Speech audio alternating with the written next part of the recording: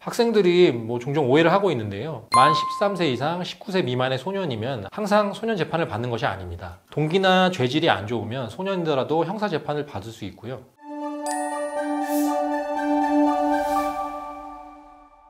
안녕하세요. 낭만로이어 신현승 변호사입니다. 오늘은 제가 주변의 중고등학교 학생들에게 항상 말해주고 싶었던 내용으로 촬영을 해보려고 합니다. 학생들의 형사사건을 변호를 해보면 의외로 학생들이 자신의 행위가 범죄에 해당하는지 모르는 경우도 있고, 이게 범죄라고는 이제 생각하지만 그 형량이 얼마나 중한지 모르고 이제 범죄를 저지르는 경우가 꽤 있습니다. 그러면서 이제 나중에 자기는 이렇게 처벌받을지 몰랐다, 알았으면 범죄를 저지르지 않았을 것이다, 이렇게 후회를 많이 합니다. 그러나 죄를 몰랐다고 해서 형사처벌을 면할 수 있는 것은 아니라서 이런 부분은 학교나 학부모님께서 미리 교육을 해서 사전에 방지해야만 하는 것이 아닐까, 이런 생각을 많이 했습니다. 제가 진행한 사건 중에서 학생들이 잘 모르고 저지를 수 있는 범죄였다고 생각한 사건 3가지를 소개시켜 드리려고 합니다. 범죄의 경우 얼마나 강하게 처벌되는지 잘 기억하시고 늘 범죄를 멀리해야겠다는 생각을 가지셨으면 좋겠습니다. 학부모님들도 항상 잘 기억하셨다가 자녀분들에게 충분한 설명과 교육을 해주셨으면 좋겠습니다. 첫 번째 사건은 아동 청소년의 성보호에 관한 법률 위반 사건입니다.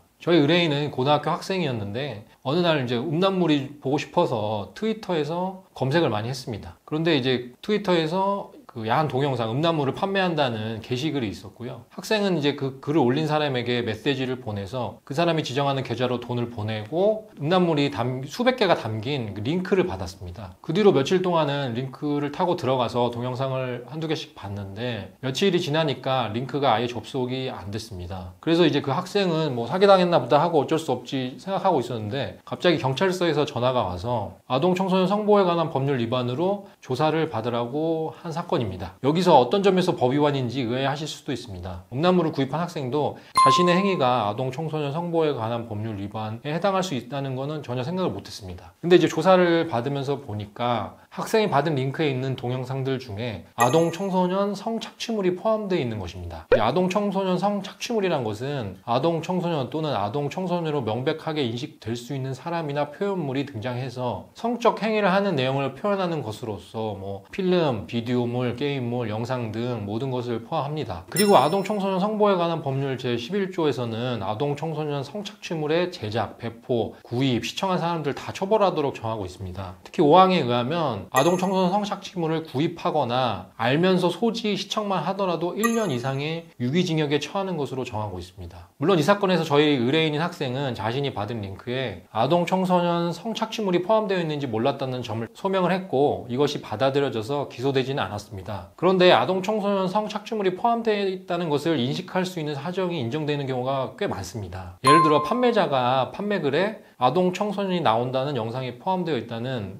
내용을 포함시켰거나 아니면 그 받은 링크에 포함된 영상 제목에 아동 청소년이 나온다는 것을 암시하는 부분이 있다면 이를 근거로 충분히 혐의가 인정될 수 있는 것입니다. 또 심각하게 인지해야 할 것은 그 소지 판매만으로 그 죄의 형량이 최소 유기징역 1년이라는 것입니다. 벌금도 없고요. 최소 형량이 1년이므로 이제 감경이 되더라도 최소 6개월이 되어서 범죄를 저지르고 기소가 되면 6개월 이상의 징역은 무조건 나온다는 것입니다. 집행유예가 될 수는 있지만요. 이제 또 더 심각한 것이 있습니다. 바로 그 링크를 산 것을 다른 사람한테 다시 팔면 5년 이상의 유기징역에 처할 수 있다는 것입니다. 아동 청소년의 성보호에 관한 법률 제11조 2항에서는 영리를 목적으로 그 아동 청소년 성착취물을 판매, 대여, 배포, 제공하거나 이를 목적으로 소지, 운반, 광고, 소개하거나 공연히 전시 또는 상영한 자는 5년 이상의 유기징역에 처한다고 정하고 있습니다. 따라서 만약에 학생이 동영상을 본 다음에 아동 청소년 성착취물이 있음을 확인한 다음에도 다른 사람한테 그 링크를 판매하거나 아니면 동영상을 보지 않았더라도 판매자가 게시한 광고글을 그대로 제3자에게 전달을 했는데 광고글 내용에 아동 청소년 성착취물이 있다는 내용이 포함되어 있다면 아까 말씀드린 2항으로 처벌받을 수 있는 것입니다. 그리고 꼭 아동 청소년 성착취물이 아니더라도 인터넷에서 음란물을 판매하면 정보통신망 이용 촉진 및 정보보호 등에 관한 법률 제74조에 의해서 처벌될 수 있으니까요. 절대로 음란물이나 그 링크를 다시 팔 생각은 하지 마시기 바랍니다.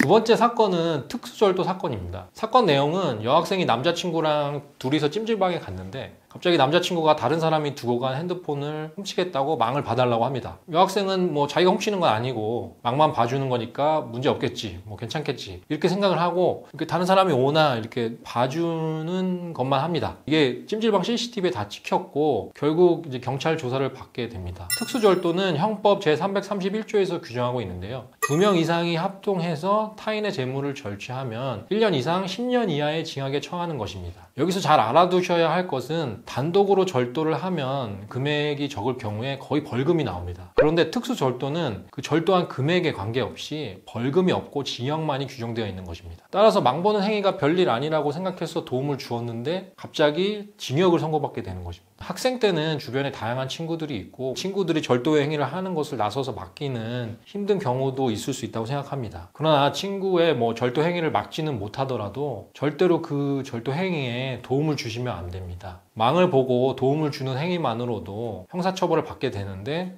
그 처벌에 벌금이 없고 징역형만 있다는 것을 꼭 명심하시기 바랍니다. 세 번째 사건은 미성년자 의제 강간 사건입니다. 여기서 강간이라고 이제 죄명이 붙어서 그렇지 상대방을 뭐 폭력이나 폭행이나 협박으로 이제 강요해서 성관계를 한 것이 아니고요. 상대방의 동의를 받아서 성관계를 한 사건입니다. 구체적으로 사실관계를 말씀드리면 미성년자인 학생이 트위터를 통해서 만난 여학생과 성적인 관계를 하게 되었는데 그 학생이 13세 미만이어서 경찰 조사를 받게 된 사건입니다. 사실 학생 입장에서는 그 여학생이 적극적으로 관계를 요구한 점도 있고 상대방의 동의를 얻어 관계를 가진 점에서 억울한 마음이 들 수도 있습니다. 그러나 현행 형법은 13세 미만자의 성적 관념을 보호하기 위해서 동의가 있더라도 성관계를 가질 경우에는 무조건적으로 처벌하고 있습니다. 그런데 이러한 법령을 모르는 학생들이 많고 조사를 받으면 그때서야 후회를 하고 상대방 여학생을 비난하곤 합니다. 그러나 상대방 여학생이 부모님 입장에서는 자신의 어린 자녀와 관계를 가진 상대방을 처벌하기를 원하는 마음을 가지는 것이 당연하다고 생각합니다.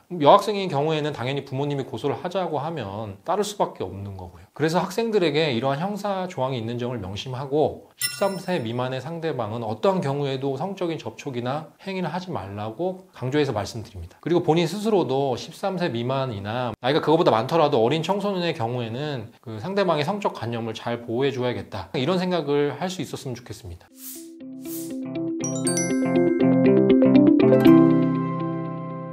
오늘은 제가 담당했던 사건들 중에서 중고등학교 학생들에게 꼭 알려주고 싶었던 사건과 그 내용에 대해서 말씀드렸습니다. 학생들이 뭐 종종 오해를 하고 있는데요. 만 13세 이상 19세 미만의 소년이면 항상 소년 재판을 받는 것이 아닙니다. 동기나 죄질이 안 좋으면 소년이더라도 형사 재판을 받을 수 있고요. 행위 당시에는 19세 미만이어서 소년이었더라도 판결 시에는 19세 이상이라면 소년법이 적용되지 않고 일반 성인과 동일하게 재판 처벌을 받게 됩니다. 따라서 소년이라도 자신의 행위가 어떠한 범죄에 해당할 수 있고 어떠한 처벌을 받는지를 잘 배우고 기억했으면 합니다. 자신의 행위에 관해서는 부모님이 대신 처벌을 받아주는 것이 아니고 자기 자신이 직접 처벌을 받는 것이라는 점을 명심하셨으면 합니다. 오늘 영상이 도움이 되셨다면 구독과 좋아요 부탁드립니다. 감사합니다.